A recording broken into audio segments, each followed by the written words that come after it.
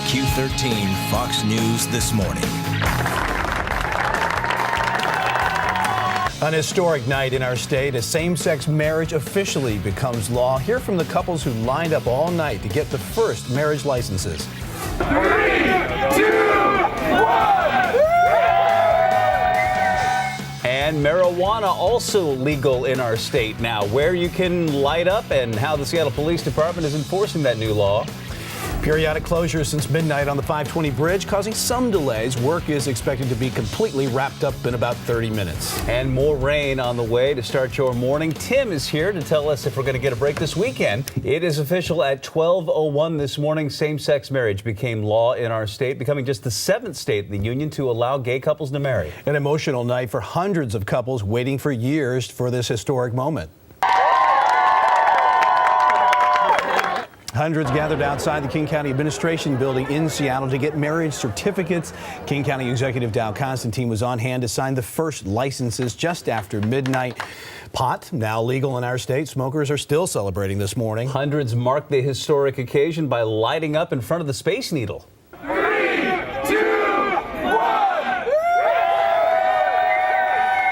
And there it was at the stroke of midnight. A purple haze filled the air. Hundreds of people fired up to celebrate. Marijuana now decriminalized in our state. The big questions this morning are exactly where can you smoke it and how do you get it? If you're over 21, you can carry at least 1 ounce of pot. You can smoke in your home or on your property, but it is still illegal to smoke in public places, and that includes college campuses. It's still considered a federal crime. The new law also adds marijuana impairment to DUI laws. You can't grow pot or sell it. By December 2013, the state will issue licenses for cannabis retailers, growers, and processors that will be taxed 25%. Until then, there is no legal place to buy it.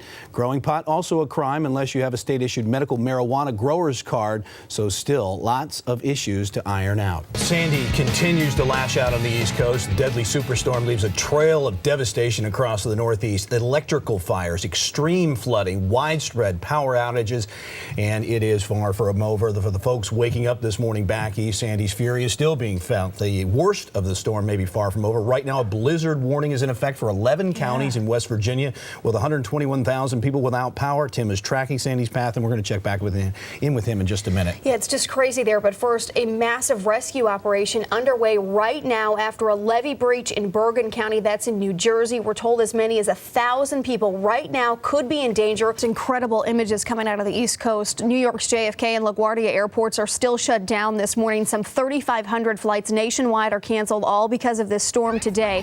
It includes 14 flights out of SeaTac to New York, New Jersey, Philadelphia, and the nation's capital. The airline suggests that you check the website for flight status. Many carriers will allow passengers to change their flights without any penalties.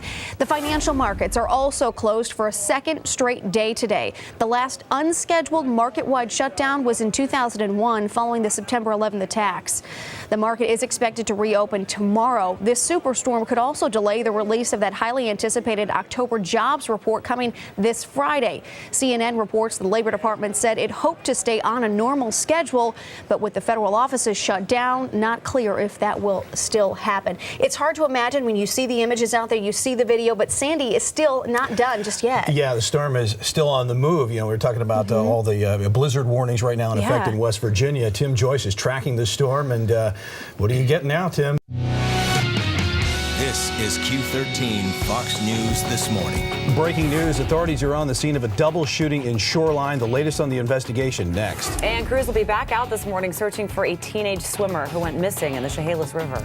T-Mobile announces another round of layoffs in our state. See how many jobs are on the chopping block. And after nearly a week of glorious sunshine, the clouds are coming back. Tim will tell us if rain might be in the forecast. Thank you. We continue tracking breaking news this morning. Police are investigating a double shooting that happened overnight in Shoreline. Let's get right to the scene where Jeff Van Zandt is live this morning with the details. And Jeff, what can you tell us?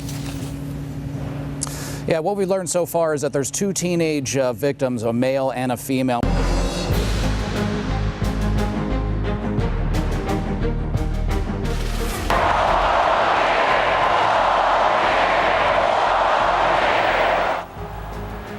The American people have spoken. President Obama gets 4 more years to lead the country, the key states that secured his victory. And too close to call this morning. The race for the governor's seat in our state still up for grabs, where the votes stand and what both candidates have to say about the results so far. History is made. Our state now one of 2 in the country to legalize marijuana. Now the big question, what happens next? And how will the federal government respond? And celebrations in the streets of Seattle as our state is on track to approve gay marriage.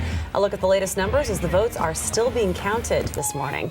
Good morning and welcome to the day after. I'm Casey Aitchison. I'm Bill Wixie. Well, 4 more years, a battle-tested President Obama overcomes a turbulent economy to secure a second term. The president withstood a late push by Republican Mitt Romney to win 7 of the 8 battleground states and 4 more years in the White House. So a look at the results here. The president won 303 electoral votes to Mitt Romney's 206. 270 is needed to win. The race in Florida still too close to call this morning. A slow economic recovery and a poor performance in the first presidential debate left the campaign in a virtual tie in the final weeks. But as election night wore on, the president continued to rack up key electoral votes. Jamie Chafin and Douglas Bauer will see if the criminal charges and weapons charges against them get dropped today. The couple was charged after Chafin's 9-year-old son took a gun from their home to his Bremerton Elementary School in February. It accidentally went off inside his backpack and struck a classmate, critically injuring her. The gun is registered to Bauer, Chafin's boyfriend. Prosecutors argue that the injuries to the shooting victim, Amina Kocher Bowman, would not have happened if the boy didn't have such easy access to guns at home. Beautiful start to your morning as we look out over Lake Union. Time now 4:54. Well, it is starting to look like the Mariners are homesick. It's never easy making a trek to the East Coast for a long road trip, and Jason Vargas will be the first one to tell you that. To Boston we go. First inning, no score. The Red Sox' David Big Papi Ortiz bounces one off the Green Monster. That'll score Dustin Pedroia. Very next batter, Adrian Gonzalez slices one into the corner to bring in Ortiz. All of a sudden, it's a 2-0 ball game. Then in the bottom of the 4th, Boston is up 4-0. Kelly Shopik absolutely destroys this one. That makes it over the Green Monster out of the ballpark. Tacoma native and Bellarmine Prep grad John Lester goes the distance in Boston's victory. 6-1 is your final.